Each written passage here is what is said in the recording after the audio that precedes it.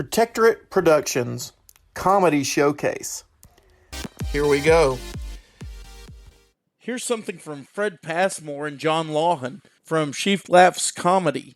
You can find that over at christianskitscripts.com. Jeremiah, are you playing a trick on me?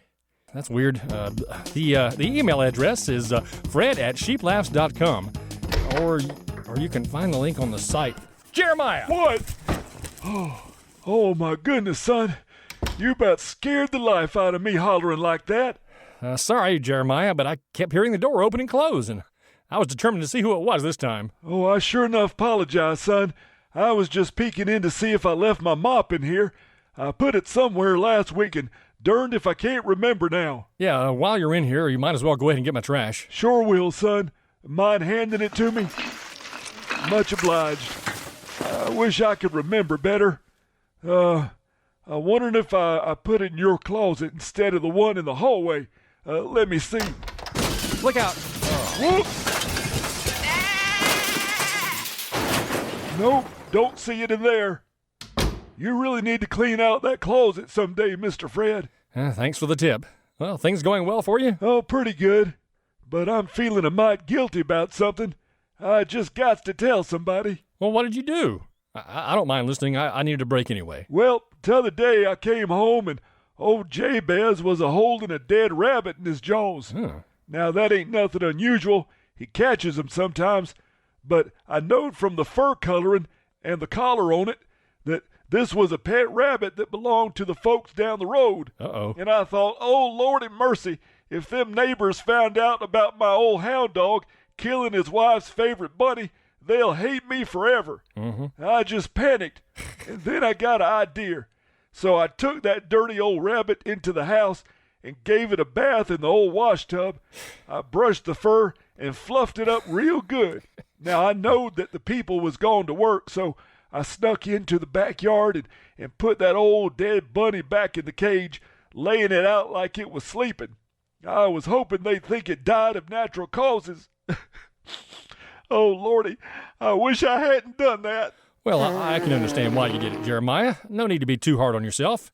It wasn't your fault the rabbit got out anyway. Well, sir, that's what I thought, and I don't need to feel too bad about that. It's what happened after that.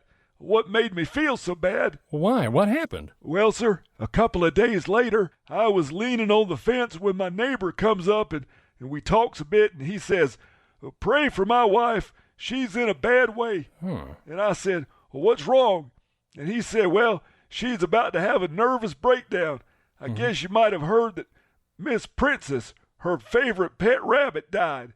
I told him, no, sir, I hadn't heard it, and I was sorry for it. And I said real cautious like, "What happened to it?" And he says, "Well, we just found her dead in her cage one day.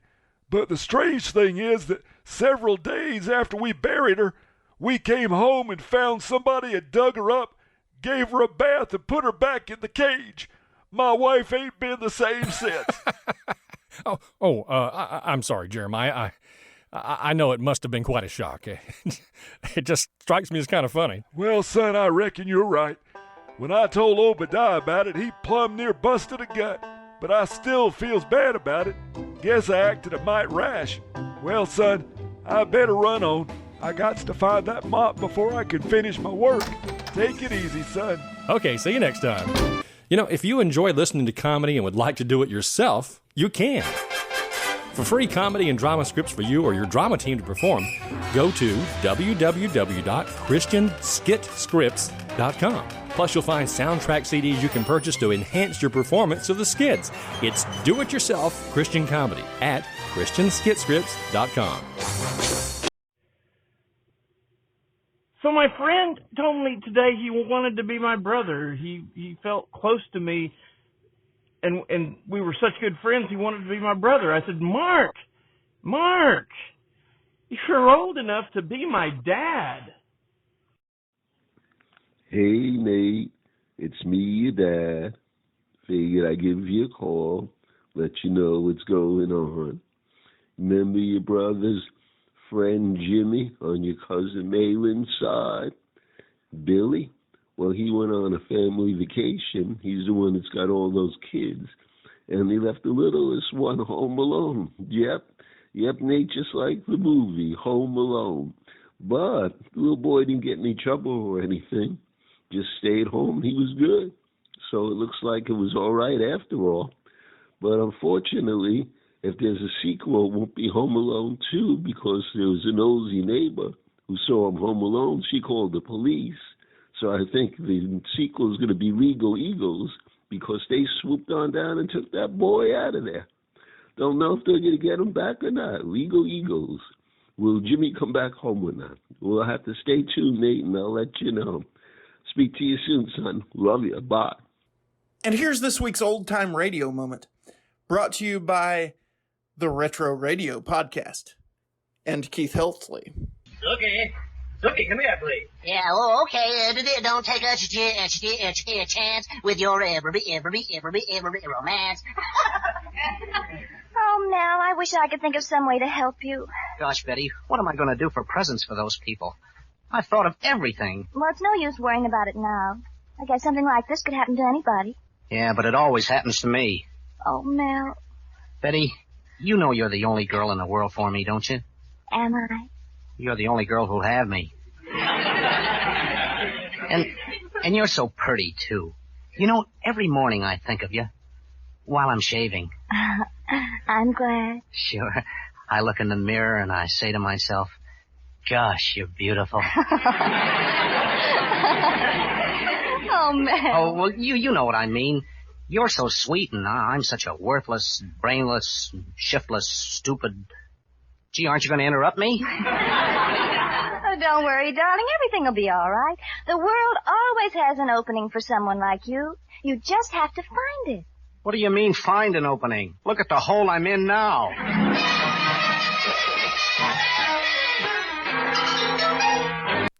Here's something you may have heard before, but it's worth repeating. He's the most influential man in the COVID outbreak. His words are as mysterious as his motives. I don't typically drink beer, but if I did, it would not be Corona. When I bite into a fork peppermint patty, I get the sensation of spikes coming through my jaw at a rapid pace. Oh, crud, I think I'm dying now. Fork peppermint patties. Get the medic. And welcome to Child Psychology Live. It is really good to be back. I know there's been a long hiatus. Corona's been around, COVID's outbreak and everything. It's been rough, but we're finally back in studio. It's really good to be back in studio and taking calls once again. Speaking of which, we do have a caller on line one. Caller? I just want to tell you, shows like yours inspire me. Thank you. They inspire me. Appreciate that. They really do.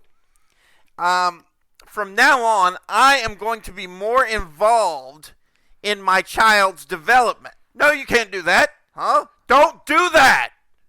What? No, you can't do that. Don't you realize? I mean, you'll tear down all the indoctrination from public television, Hollywood, commercials, left-leaning school boards. Why would you do that? You'll mess everything up. You're going to end up with well-developed children who actually know the truth if you do that. We're experiencing technical difficulties. We'll be back after these messages. Hey, yo. Slice Spumoni here. Welcome to my deli. Yeah, I just picked up this cheese. It's got mold on it. You got anything fresher? Let me see that there. There you go. You just handed me back the same cheese. No. I fixed your problem, yo. You just wrote on it and handed it back to me. No, I didn't just write on it. I wrote fresh on it. And in big black magic marker, too. But I can see it's not fresh with my eyes. Nope. Now this package self-identifies as fresh. And you can't say nothing.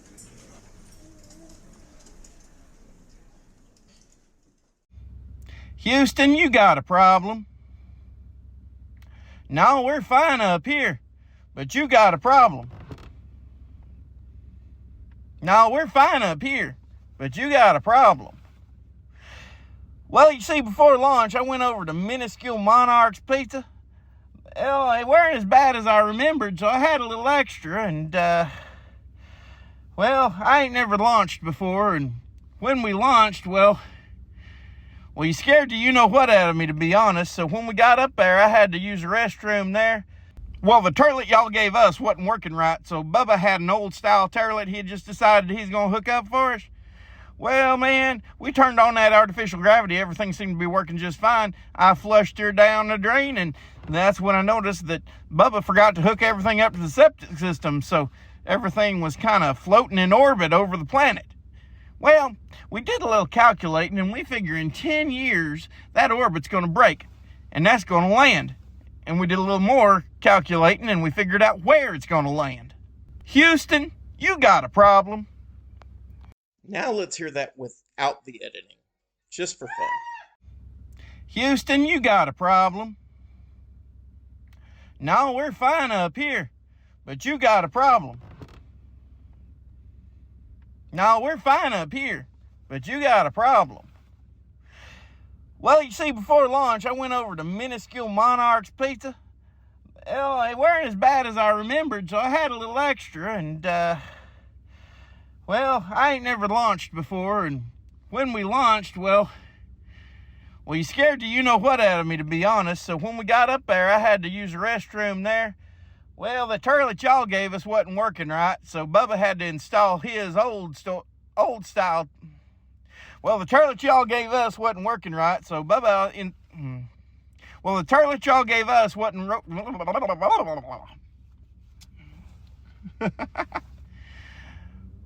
Well, the toilet y'all gave us wasn't working right, so Bubba had an old-style toilet he had just decided he's going to hook up for us. Well, man, we turned on that artificial gravity. Everything seemed to be working just fine. I flushed her down the drain, and that's when I noticed that Bubba forgot to hook everything up to the septic system, so everything was kind of floating in orbit over the planet. Well, we did a little calculating, and we figure in 10 years, that orbit's going to break, and that's going to land. And we did a little more calculating, and we figured out where it's going to land. Houston, you got a problem. Have a good day, and remember, laughter, it's a really good medicine.